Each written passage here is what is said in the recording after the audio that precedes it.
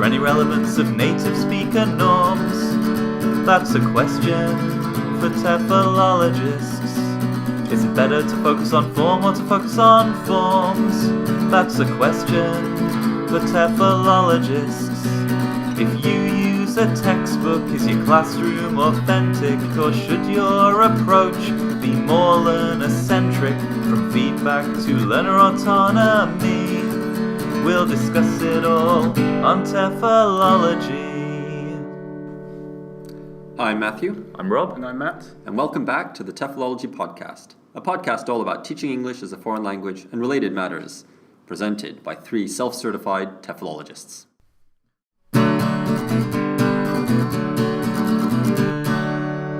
TEFL Pioneers. So we're starting this episode with our pioneer, but it's an unfortunately timely pioneer, which is Alan Waters, who sadly died very recently, July 22nd, which is about a week, exactly a week ago. Okay. Okay. Are either of you familiar with Alan Waters? Yeah, I've actually got a section criticising his ideas in my thesis. Okay. So, All right. I'll turn this over to you then. Okay. To be honest, I couldn't find a lot of biographical information about him. Most of what I found was on the Lancaster University's website, which is where he had most recently been working. And especially, they had a nice kind of page for people could leave tributes and kind of remarks about him, which I strongly suggest people to go and check out. It's very nice, and it gives you a very nice sense of what a kind of interesting and nice person he was. So what I did find out about him is that he worked many different countries around the world, including Sierra Leone, which seems to be one of the countries where he spent a lot of the time, and which is where apparently he met his wife, Mary. He also worked in Kuwait, the Philippines, Hong Kong, and Thailand, and I'm sure other places as well. So he ran courses, teaching courses, teacher training courses, and consulted on many major ELT development projects. His main interests in our field were in language teaching methodology and pedagogy and teacher training. He worked for many years at Lancaster University's the Institute for English Language Education, and then I believe joined their Linguistics and English Language Department in 2001. His publications include Interface, which is a course book, a book called ESP, A Learner-Centered Approach, of which more later. Study Tasks in English, a review of research into needs for English for academic purposes, and then a large number of journal articles. He retired in 2012 officially, but he remained active in the world of ELT. Apparently his main interests were opera, especially Wagner, and hill walking.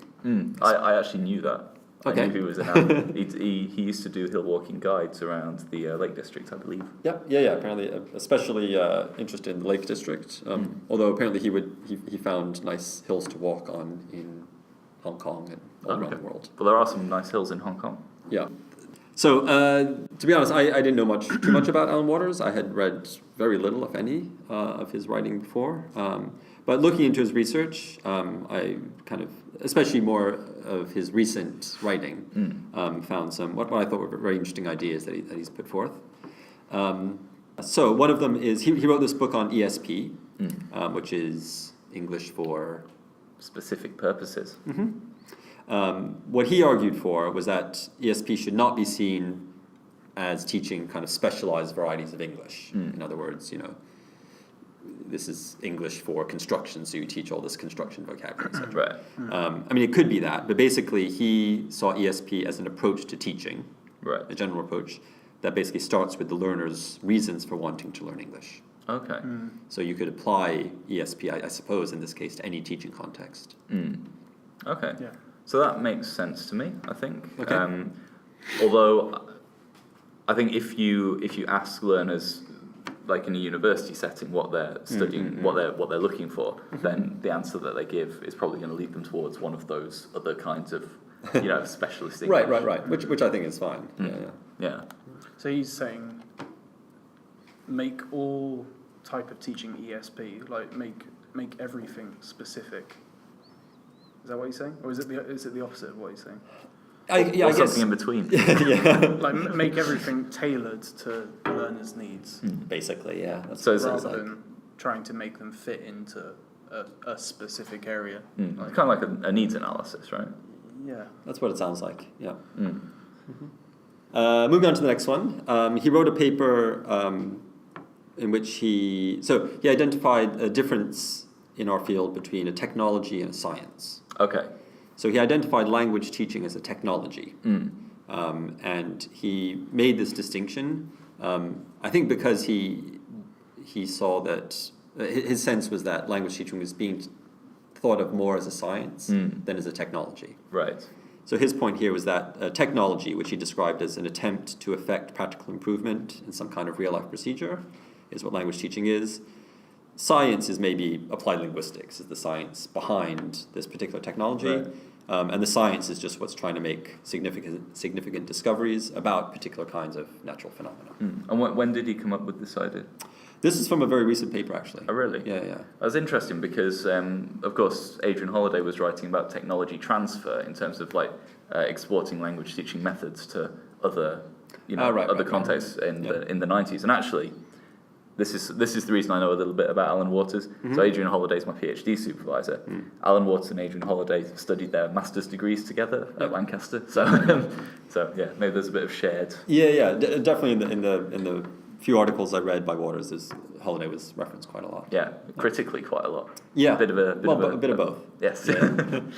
So I think what he was kind of getting at with this, which seems to be a theme of a lot of his more recent writing, is that maybe the approach tends to be more of as a science what we do, which is, I think basically he's talking about the thinking about, in this paper he started from the point of this debate whether what we do should be more informed by theory or by like actual classroom practice or like our experiences. He argued that basically we should try to figure out the right proportion of these two things. But the sense I got was that he felt the theory is becoming more dominant, or people are looking more to the theory than to their own classroom practice. Right. It's kind of like what Scott Thornbury said about the field being overtaken by men in white coats. Right. So I don't know. So what do you guys think about this idea? Do you think there's too much theory, too much evidence-based application? No, and yes. Okay.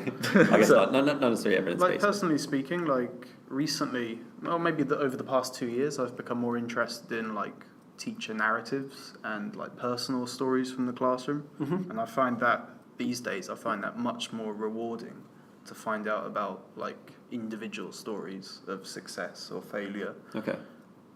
Yeah, like blogs, that kind of thing. Like these days I find that a lot more interesting than the theory itself, but it does of course that is also very important as well. Yeah, I've always seen theory as there to inform your own experiences. Like you don't, so when you read about some theory in language teaching, you don't necessarily go and apply that directly into your classroom, but it's a way of reflecting on what your experiences have been in the classroom, and then maybe you could apply some of it, or maybe you could feel it's more of a lens through which to view things. I think, from my perspective.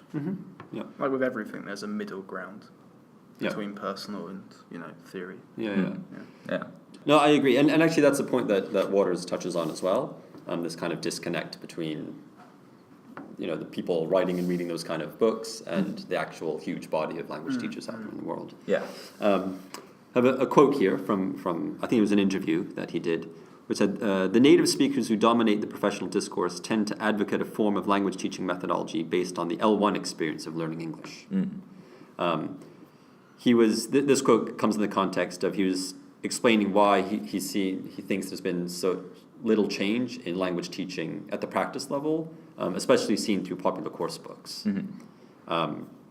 So this idea that, and I guess maybe this is one area where we see it more in terms of dominant theory or ideas influencing, what he calls the learning to communicate, basically the communicative approach, kind of becoming the dominant approach, and in a lot of cases being imposed on people who don't really understand it or don't see how it applies to their teaching context. Do you think that's a fair critique of the communicative approach? I think things are changing. I think people are a lot more critical of the CLT kind of approach these days. Again, I think people are a lot more critical in our circles. I think we tend to be exposed to people who are a lot more critical of that kind of thing. Yeah. But most people, if you go and do like a certificate course or something, then you're trained in a very narrow kind of Right. CLT approach. And I think most people either have that or have nothing. But isn't that how the theory is that maybe that's one contact point between theory and teachers, is these courses, because all these courses are informed by theory. Well, they are, but I mean, are they informed by up-to-date theory, or are they informed more? I mean, I always thought the point of, like, the CELTA, I think I was told by one of the tutors on my CELTA that the point of it was to make sure by the end of the course you could stand up in front of a class and deliver some kind of decent-ish lesson, which, and it's a very basic kind of PPP approach for the most part on the CELTA, I think. Right, but I think within that, a basic decent lesson, there's that. If we look at what that means or how that's viewed by people, I think even at the CELTA level, it's probably viewed. A communicative approach is seen as the desirable lesson. Right. Yeah, that's probably true.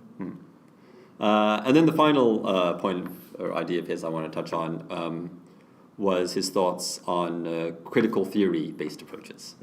Yes, which is where I've read most of his. That's the area of his work that I've read the most about. Okay, so I think it's important to point out, like he says very clearly, he doesn't see critical theory-based ideas as inherently negative. He doesn't think they're naturally bad, but he does think. His quote was, "They tend to throw out the baby with the bathwater." Right. In other words, they prescribe the good bits along with the bad, and very often fail to distinguish properly between the two. Is the quote. Yeah.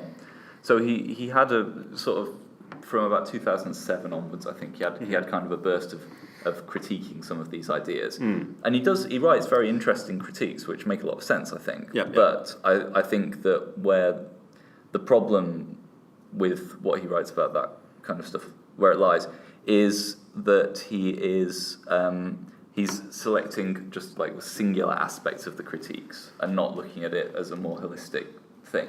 So the way that qualitative research is done, with a lot of this stuff's based on qualitative research, is you have lots of different sources of data and you put them all together and use them to draw a conclusion. And he tended to focus, I felt, more on singular aspects and criticise those, while not looking at them in the context of the kind of thick description. Okay. Maybe first we should define critical theory. Okay, sure. Go on then. So I think basically it's an approach to critiquing other ideas. I guess mainly based on this idea that there are power imbalances, and that some certain groups may be, looked down upon or I don't know the right way. So certain groups being privileged or certain groups being privileged over others, and so some examples. He was looking at teaching or lessons where they were trying to apply, for example, a critical theory view of language use, and these kind of things. I guess he has been accused of strawman tactics, like kind of picking out certain examples which maybe are not fully representative. I wouldn't say straw man, because I think that's got a bit of like almost like an intentional thing. I don't think there's anything intentional. I think it's just it's just coming at it from a different viewpoint. Okay. So the other quote he said about critical theory approaches are that they're top down in theoretical nature and largely or wholly exclude the practitioner and learner perspective. I don't feel that's fair. Okay. Because I think that a lot of I see what he's talking about. Yeah. But I think if you read the more in-depth critiques, a lot of them do feature quite heavy focuses on learner and teacher experience. Okay. And they build out from that, or they use learner and teacher experiences and situate them within a larger framework. Yeah. Okay. Yeah, I guess some areas that he gave as examples were the ideas of learner-centeredness, learner autonomy, and authenticity, which he said suffer from the same one-sided, predetermined ideological perspective imposed on them, without regard to the consequences of pedagogy. So I think, again, it comes back to this maybe central question, the idea that the theory is kind of being made more important than what's actually happening in the classroom. Right. Yeah. And again, I think he's I think he's right in some ways. I think that he makes some good points, but I think that his discussions of the topics aren't as in-depth a treatment or as full a treatment as they'd need to be. But that's just it's just my opinion. I think I'd recommend to anyone listening if you want. I think you can find most of these articles for free. So I'd recommend going reading them, making up your own mind. Actually, I think that they're worth reading. They're certainly very interesting. Read both sides. Yeah, definitely. He has there's a website which you can find a lot of his articles, which I also recommend. And again, the tributes on the Lancaster University website are also well worth a read. Okay. So that was this episode's TEFL pioneer, Alan Waters.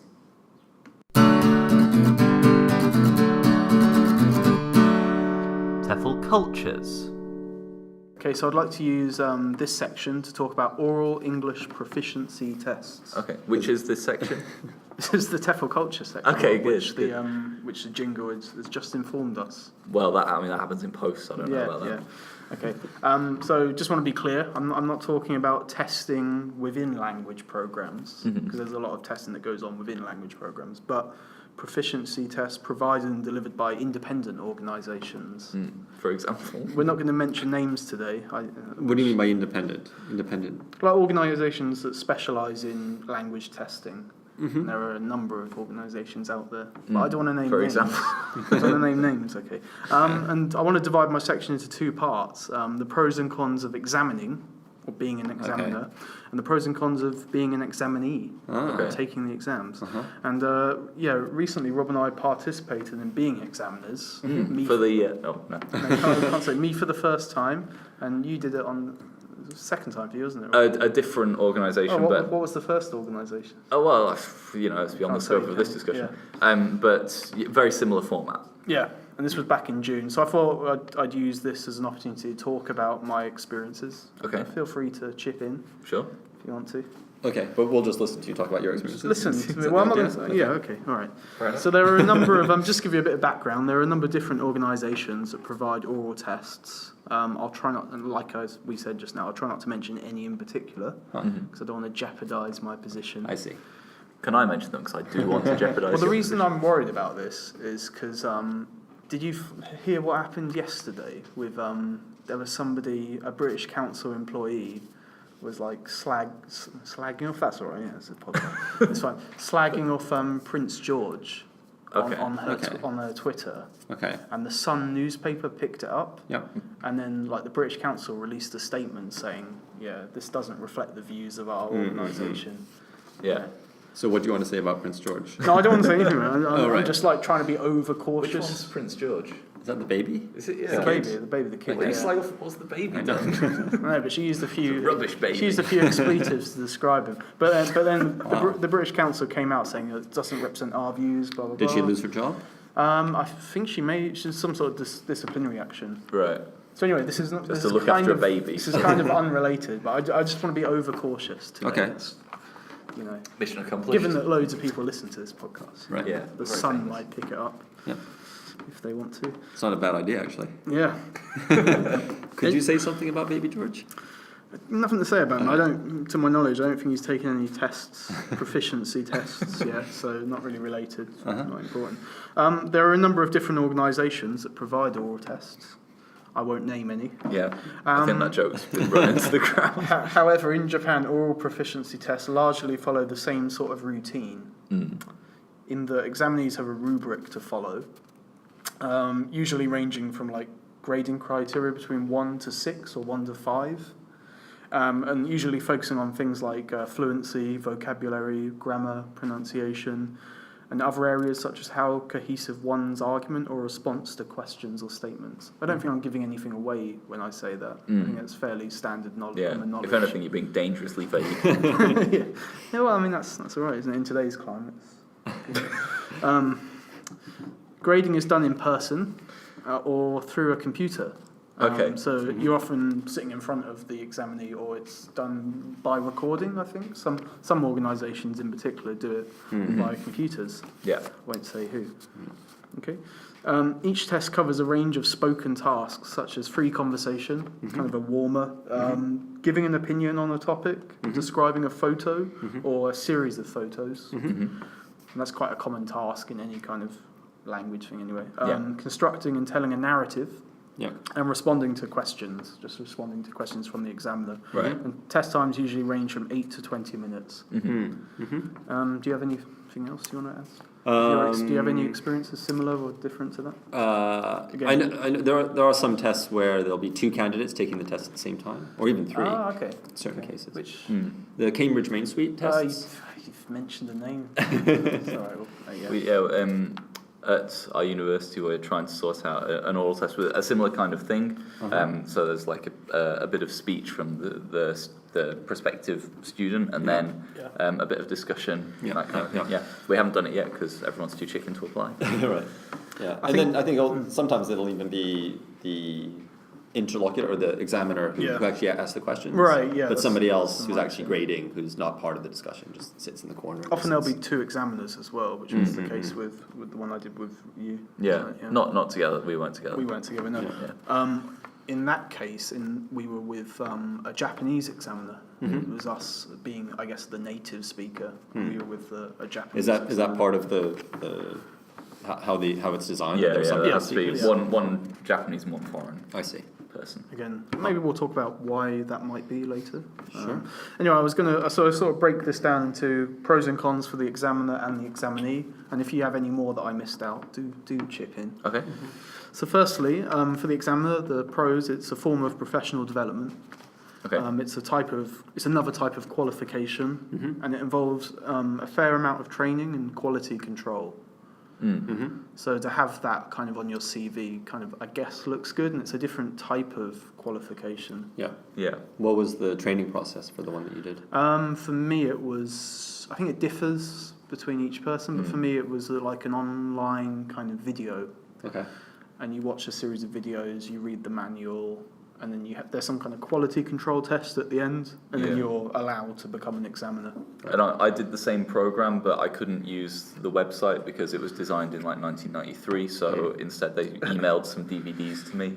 Not emails, they posted some DVDs to me. And I did it that way, and then emailed them my scores. But for other organisations, you have like a day of training as well. Right.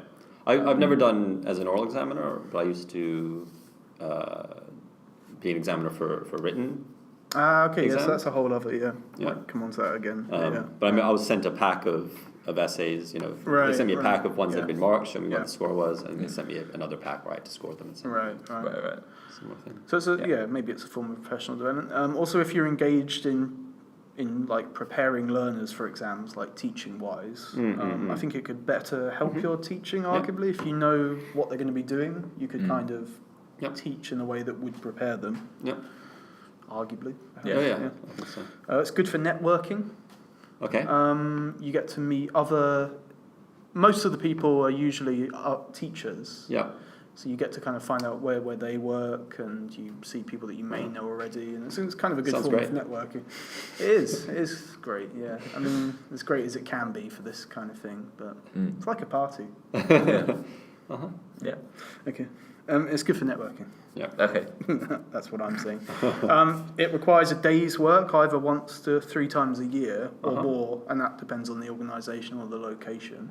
So it's a day's work, and pays fairly well. Okay. Yeah. For a day's work. Sure. Depends on the test, but It pays fairly well. I'm sure that's the same whichever country you're in, but it's a good day's work. Yep. You have a rubric to follow, which kind of simplifies things and kind of puts you at ease a bit. We'll talk about... I think there's pros and cons with the rubric itself, but the rubric that I used recently didn't discriminate against age or native-like abilities. Yeah. So this is the one that I wanted to pick up on. Okay. The native-like abilities thing. So one examiner recently who I was speaking to said, he was talking about the training, and he talked about one particular example. And he said, I rated her like a 1, like the candidate in the example video. I rated her a 1 on her pronunciation because I didn't feel that she was clear at all, and actually she was meant to get like the highest score. Right. And for him, it was because clear pronunciation meant like American pronunciation, basically. Yeah. So I think sometimes the rubric's too open for people to inject their own biases into them. Yeah, that's true. Yeah, they are quite vague. But on the particular rubric that I used, it said they don't have to be native like, but they do have if the message is ruined or incoherent by their pronunciation. If there's too much L1 influence, then that could be a markable. So this test is this a test that's taken by students all over the world? I think mostly in Japan, but not Okay. limited to Japan. Right. Perhaps. Yeah. Because I think that's an issue too. Yeah. Obviously, when I worked in London, I wasn't an examiner for spoken tests, but I knew people who were. And obviously, depending on their teaching background, they were much more familiar with certain L1 influenced pronunciation problems than others. So, for example, somebody who had been teaching in Japan for a long time, if they went back to London, they were an examiner, they heard somebody speaking with a Japanese influenced English, they may score that person higher than somebody with a Korean, for example, influenced English. Right. Well, that kind of leads me on to like the negatives of being an examiner. I think the dual position of being a teacher and an examiner can be problematic. Because do you know what I mean by that? It's just a feeling like when I was examining, I couldn't get out of my head that they could be my students and I could be their teacher. And I was kind of examining in a way that I was kind of trying to encourage them or be supportive in a sense. And it was very hard to forget that I'm a teacher the next day and put myself in an examining position. So I'm wondering if is it a good thing to be a teacher as well as an examiner, or should they be separate jobs? I don't know. I think kind of the opposite in a way. I think sometimes people get, when they're examining, they're too focused on being like this neutral party to the point where they just stare at the candidate like a serial killer and really intimidate them. And I when I was doing when I do those kinds of tests, I tend to kind of smile or nod at points, but I have seen people just staring intently with a look of rage on their face. Right. Yeah. So I'm wondering how much that comes into it. The dual position between being a teacher and an examiner. Could be a problem. Rubrics are quite vague, like we talked about. They say enough for you to know what kind of score to give, but they don't say. Doesn't go into too much detail. I mean, I think rubrics is a topic in itself that maybe we should talk about more, because there's been some new kind of work done on improving these kind of rubrics. Just the rubric that I remember using. It was very thorough in terms of all the criteria. But I remember I was told actually it's basically impressionistic scoring. Right. So you have all that in mind, but you also you basically read what you're marking, whatever, and just usually your first instinct about what the score should be is the correct one. Right. Yeah. I was told the faster you mark, the more accurate you are. Yeah, you don't get much time to sit down and think about what they did. Yeah. Maybe a minute or so, and then that's it, and then the next one. So paralysis through analysis, right? Sure. Training is often unpaid. Yeah. That's a massive, you don't get paid for that. And repeater work is not always a given, which some people think that it will be. I see. It's not, It's good if you can get it. And often there's a minimum age requirement with some particular organisations. Minimum age requirement? Minimum age requirement is being 30 years old. Okay. And there are also qualification requirements, which, I wouldn't call that a con. Yeah. I've also heard of maximum age. Yeah. And there may even be a native speaker requirements as well. I'm sure they still employ that in a lot of organisations. Yeah. Can you think of any more cons for the examiner or pros? I can think of some tests where the whole thing's a con. Okay. Let's move on. Examinee. Pros for the examinee. Yeah. Tests are very structured and formulaic, so they're easy to prepare for. I think they're quite obtainable in that sense, because you kind of know what you have to do. Right. Again, could be a con. There are plenty of materials on support. There was loads of books. There's like thousands of books out there. Yeah. If you go to any bookshop in Tokyo, there'll be whole floors dedicated to test preparation. Right. Maybe more for reading and writing, perhaps. But I think there's a lot with speaking as well. Yeah. it's a respected marker of language proficiency. Yeah. So if you have certain qualifications, it's often linked to like promotions at work or maybe even visas, kind of thing. Yeah. Again, that could be a good thing, right? Having this qualification could open doors. It's also a motivation to study English. So not just in obtaining a desired score, but it's also related to the outcomes of what the qualification could mean personally. Right. So it could be and also there could be positive washback effects from in preparing for the exam. You're preparing for the exam, but you're also learning along the way. Yep. So it could have other applications. As well. Yeah. Any more pros for the examinee? Some people just like taking tests. Yeah. Yeah. Yeah. I think that's about it. Got to collect them all. Yep. Yeah. Reference it to. A reference to next week's podcast. Oh, is it? Oh, God, okay, can't wait. Anyway, examinees, examinees. So the tests only give you a limited time to produce language. Yeah. Examinees could be nervous. I think it's also like a limited set of skills that are required. Maybe it's not real world uses of English always, perhaps. Yep. Yeah. Or it's not a real world situation, I don't think. But then how do you test real world situations? Just strap a microphone on someone. Exactly, yeah. I mean, more often... GoPro. Yeah. And they're expensive. They're quite expensive. Sure. Do you know how much they're sort of paying? Loads. Yeah. It's Tons. a lot. More than we're getting paid A whole bunch. for it, Yeah. So I kind of had that in the back of my head as well when I was examining. I was like, he's paying a lot of money and this means a lot to them and, What's interesting is one reason, like people say Japan's got the lowest kind of TOEIC scores and TOEFL scores and whatever in Asia. And apparently one of the main reasons for that is that Japan's got more money, so people just take the test over and over again until they pass. Whereas people in other countries save up and then take it once because they can. On average, the scores get Right. Yeah, That's interesting. But I think that in itself is a part of my next point. They're kind of gatekeepers. yeah, Like a lot of these organisations, they hold the key to everything, and by people taking the tests, it only makes them stronger. yeah. And do you Yeah. see what I mean? I see what you mean. I actually think they need the tests, but the tests need them. So it's just going to keep going on and on. Yeah, well, it's kind of a pro for the for certain applicants, I think. So I once examined a guy who's 78 years old and taking the test basically to be allowed to do a job again. So he just wanted a new kind of lease of life, and so for him it was like a really big opportunity that he wouldn't have without the test there. Right. And another thing that teachers often talk about is when we meet a new student, we often say, they're a test taker. They're just good at test taking. So that could be another problem. They kind of prepare tactics and techniques to obtain a good score, but then when you actually meet them and speak to them, that may not be a good reflection of their action. That might be a bigger problem in terms of like placement tests. Yeah, sure. Yeah.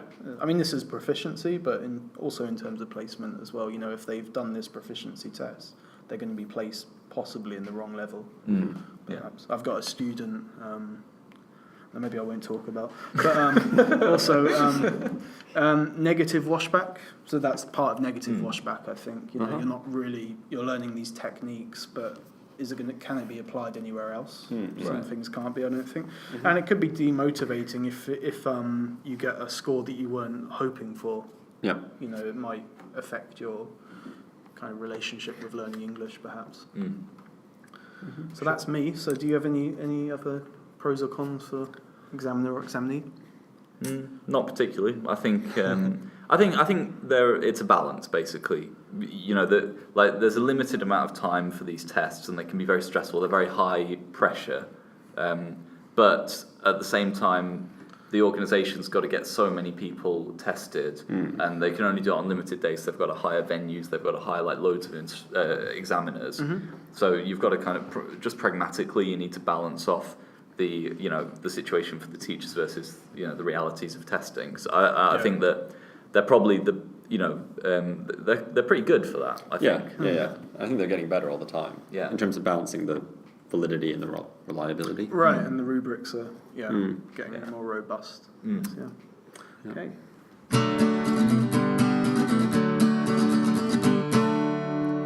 TEFL News. So for today's TEFL News segment, we're going to talk about Theresa May. So following on from our Brexit discussion recently, Theresa May has replaced David Cameron as the Prime Minister of the UK, and one of her first or most recent That's actions... a massive photo. Jesus. I know, I tried to make it smaller. Sorry, listeners, you can't see this. You don't want to see it. She's cracking down on student visas, even more than she already was, trying to limit the number of students in order to meet her immigration goals of, I think, 100,000 annual immigrants per year. That chain round her neck. So, first of all, well noticed, she was wearing a chain. So It's like a bicycle chain. It's like a bicycle lock. It's like a heavy duty, like, Yeah. Okay. What do you think of the chain? So first of all, I mean, what do you think about the idea of limiting immigration through limiting international student numbers? I'm not sure if that. I think when most people hear that immigration is down, they're probably not thinking about students. Yeah, like very rich students from overseas. Right. So she's kind of classed these students as economic migrants. Okay. Yeah. People who come to the UK pay a lot of money into the economy. Yeah. So in a sense. She wants to stop that Yeah. income. Yeah. Yeah. Is she talking about university students, or is she talking about language school students? University students. Right. Yeah. So she's going to put more emphasis on scrutinising the visa applications of students, basically. Right. And bearing in mind, the rules are already quite strict. So my wife, for example, did her bachelor's degree in the UK. She did 3 years as an undergraduate, and then she went back and did a master's degree, which is 1 year. Now, if you're only allowed to study for 4 years, and then you have to leave.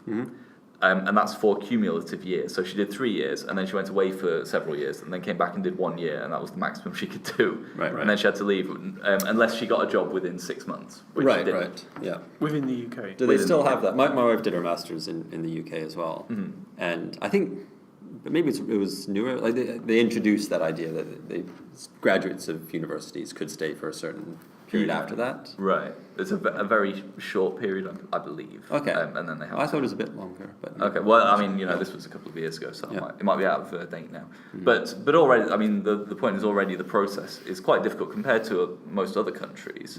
It's already quite difficult to get student visas and to to stay for a long time. Yeah. So I don't depends really a bit on the country you're coming from. Right. Yeah. Even when I worked in a language school in London, we would help students with their visa applications, but often almost identical conditions in terms of how long the student was staying and where they came from, all that kind of stuff in terms of their background. But basically, students from certain countries would be granted the visa, and students from other countries wouldn't. Yeah. So my understanding, one of the things. One of the immigration points connected to the Brexit was that people wanted to limit the number of people coming from Europe, like unskilled people, and make it fairer for people from other countries who are more skilled coming in. Okay. But it seems like that is actually not. It's just generally stopping people coming in. Do you have any idea of the numbers in terms of where international students come from in the UK? I don't think. Let me just check. The sense I always got was that it was more from Asia than from Europe. Yes. Yeah. Well. Yes. Yeah. Which I was- think is the point. There was a TV documentary I watched recently in Japan. It was like at UCL in London. And they were showing the student numbers in one particular program, I should say, and most of them were Chinese. Okay. Yeah. So I mean, my wife's MA program that she was on. I don't know, out of maybe 50 or 40 people, it was maybe, half a dozen UK citizens. I guess maybe not quite a majority, maybe like 40% Asian, and then others European and North American. Do you think it's fair to say that universities depend on international students? Well, I think from what it sounds like, because of this, they're going to have to start raising tuition fees even higher Right, above, and they were raised just recently to like £9,000. Yeah. And they're going to have to start raising them again. Yeah. So only the very rich will be able to go to university, and everything will be like it was in the 19th century. But wait, which party is Theresa May from? I think she's from the Green Party. Is that right? It's hard to imagine it wouldn't have a. It's hard to imagine it would have a strong effect on. I mean, considering the numbers of international students and the amount of money they pay into British universities. Yeah, I mean, she says she wants to restrict the student visas so that only the brightest and best can come to study at universities in Britain. But So that I think there's a danger of overestimating how worthwhile going to and studying in Britain is. I think Britain's got a problem, a hubristic view of itself. Right. Thinks it's a lot more attractive, a lot better than it actually is. And I think that a lot of people who go to the UK will go somewhere else if it's more difficult. Right. And they should. How do they assess who's the best and brightest? IELTS scores? Yeah, I'm not sure actually. Because presumably that's up to the universities who they accept. Well, but it has to go through a visa application process. So I don't know exactly. I mean, it seems like a very vague idea. You're just going to. But then is it up to the Home Office to kind of look at somebody's Well, I don't know. educational background? Yeah. You'd hope not, really. Right. But doesn't the UCAS system is fairly fair, right? It doesn't really discriminate. Isn't it done anonymously? UCAS. Yeah. So, well, first, do you want to say what UCAS is for our non-British? I'm not sure what it stands for, but it's the system that you use to enter universities. You basically apply through their system, and then you're then allocated based on your grades. You're often allocated universities, or it's the way of I think going it stands to for universities. University Can Apply System. yeah, or can't. Yeah. So do international students go through UCAS? Well, I don't think they do. No, they right. don't. So I'm wondering if they did go through UCAS, would that not make the whole system fairer? Well, then you'd be asking them to study like sociology and French and stuff. Yeah. I mean, I think it's maybe a separate point with UCAS. I think it's as fair as it can be, but at the same time, the top universities are still kind of full of people from private schools because that's the nature of the beast. So Theresa May wants to kind of stop people going to like bogus colleges and fake colleges, but I don't think there's that many people going to those anymore anyway. No. Russ Main mentioned when we spoke to him that like a lot of those kind of fake language schools have been closed down already. Oh yeah. Definitely. You can't deny that when I worked in those type of schools, like you ask a lot of the students why they're here, and a lot of them do want to get jobs. Right. And they're coming to school as a way to get a job. Yeah. And maybe the learning English part of it, like the essence of just studying, purely being there for study, isn't that important to them. And I think that's probably largely true. Yeah. I'd say. I mean, on a student visa, you're allowed to work a certain number of hours. Right. Yeah. Which is understandable. They need to support themselves. Yeah, and everyone else can do that, so I don't see why you're not allowed to do that. Yeah. But does that make them economic migrants? That's the question. Yeah. I think it seems over the top to me. I being a disgusting liberal, I think it's. I don't think it's a good idea to limit immigration to 100,000 anyway. I think that's just silly. Okay, I was going to ask your alternative ways of getting rid of immigrants. Just put them in the sea. That's my plan. Round them up. Yeah, okay. Just put them in the sea. Live in the sea. No, I think I don't think it's a good idea to limit immigration, and I don't think if you are going to do it, I don't think limiting the number of students coming in to plough money into the economy for a few years and then going away is really the best way to do that. Right.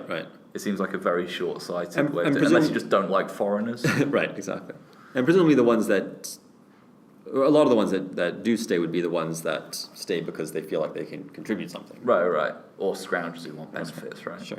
And that's like 90% of them from what I've heard. Exactly. Do you not think and the other 10 are if criminals. If international learner students stop coming, the brightest and the best teachers and professors may leave as well. Well, potentially, yeah. I mean, because if there's if they don't have the intake of potential students, they might go somewhere else as well. Yeah, well, there is kind of a crisis, a little bit of a crisis in schools in the UK with teachers leaving because of all the, kind of top-down impositions and stuff.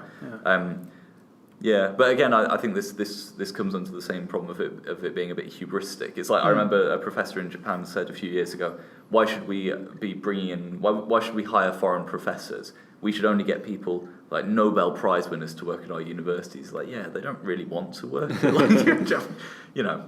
think there's a level of hubris which is a bit problematic. Yeah. Yeah. So I mean, overall, I guess we think it's kind of not a very good idea, I would say.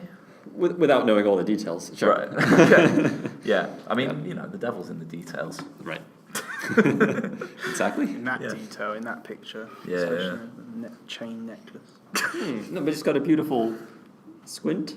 It's a nice smile. Yeah, it is It's a nice got smile. a nice smile. Yeah. So that's. You're going to end on that? Yeah. Yep. Okay. I'm happy with that. That's this episode's TEFL News.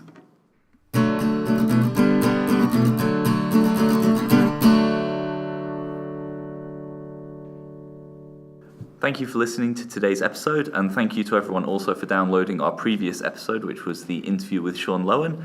It was very well received, so thank you for that. Also, if you're on email, why not send us one?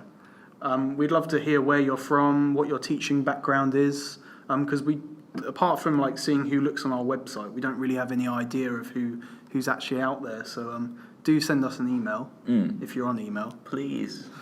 Please. The email address is Only if you have email. the email address is TEFLology@gmail.com. You can also like us on Facebook. That might be an easier way to show us where you're from and what you look like. And also we have a website, TEFLology-podcast.com. And what else do we have? That's We've got Twitter. We've got Twitter. We've got Twitter. Tweet us on Twitter. Tweet us on Twitter at TEFLology. Yeah. Yeah. Okay, so it's goodbye for me. Goodbye from me. Goodbye.